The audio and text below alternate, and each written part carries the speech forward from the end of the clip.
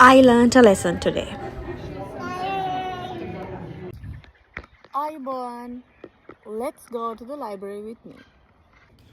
ඉස්සර වගේ දොර ඇරියා එළියට බැස්සා ගියා වගේ ලේසි නැහැ දැන්. ප්‍රෑම් එක ලෑස්ති කරගෙන, බෑග්ස් ලෑස්ති කරගෙන, නැපීස් ඒවා ඔක්කොම තියනවද බලලා, ප්‍රෑම් එක ෆස්ට් එකට එළියට දාලා, ඊට පස්සේ බබාව ගෙනල්ලා එයාව ස්ට්‍රැප් කරන්න ඕනි. Rest in peace my sunglasses. බබාට 10 months වගේ ඉඳන් මේ ප්‍රෑම් එකට දාලා එයාව ස්ට්‍රැප් කරනවා කියන එකමත් ලොකු චැලෙන්ජ් එකක්. මොකද එක විදිහකට ඉන්නේ නැහැ, දඟලනවා, සමහරවිට ඉන්න බෑ කියලා අඬනවා. එන්න ඒක වෙනම process එකක්. ඒකට ටිකක් වෙලා යනවා. ලයිබ්‍රරි සෙෂන් එක තියෙන්නේ 10ට. ගෙස් කරන්න මං කීයටද එළියට බැස්සේ කියලා. අද ලස්සන සනි ඩේ එකක් නිසා අපි හිතුවා බස් එකේ යන්න ලයිබ්‍රරි එකට. එතකොට අපිට පොඩ්ඩක් ඇවිදින්නත් පුළුවන් නේ. ඉන්න මේ බුක්ස් ටික තියෙනවා රිටර්න් කරන්න. වික්ටෝරියා වල තියෙන ලයිබ්‍රරි වල තියෙනවා පොඩි බබාලට sessions, story time sessions and rhyme time කියලා sessions. එහෙනම් අපි හිතුවා අද ඒක තියෙන නිසා ඒකටත් එක්ක යමු කියලා. ඇත්තටම මට කියන්න ඕන දෙයක් තමයි බබා හම්බුණාට පස්සේ අර පෝස්ට් පාර්ටම් කාලේ මට උදව් වෙච්ච එක දෙයක් තමයි ඇවිදින්න යන එක.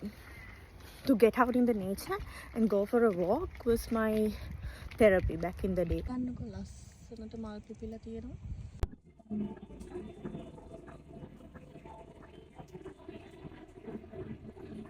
මදයි හාහා පුරා කියාගෙන ලයිබ්‍රරි එකට ආවා පොත් රිටර්න් කරන්න.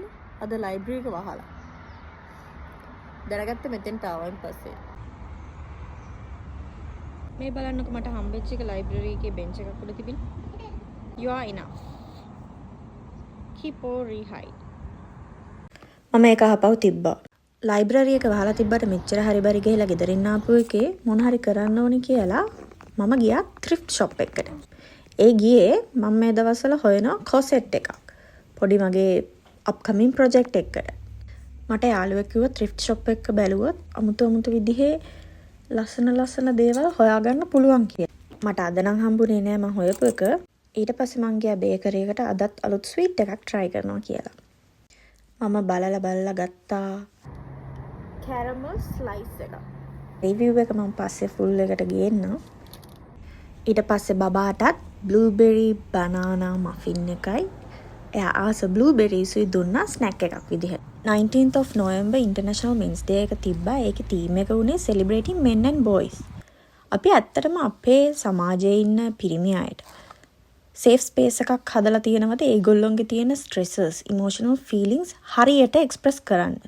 South Asian society එකක usually පිරිමි ළමෙන් ඇඬුවොත් අපි කියන්නේ ආ ගෑනු ළමෙක් වගේ අඬන්න එපා. මම ඒකට agree වෙන්නේ නැහැ. මගේ පුතාට අඬන්න ඕන නම් මම අඬන්න දෙනවා. එයා අඬලා ඒ feeling එක express කරන එක හොඳයි. එයා violence වලින් හරි addictions වලින් හරි ඒක වහගන්නවට වඩා. කෙනෙක් ඇඬුවා කියලා it doesn't mean that they are weak. It means they know how to express their feelings.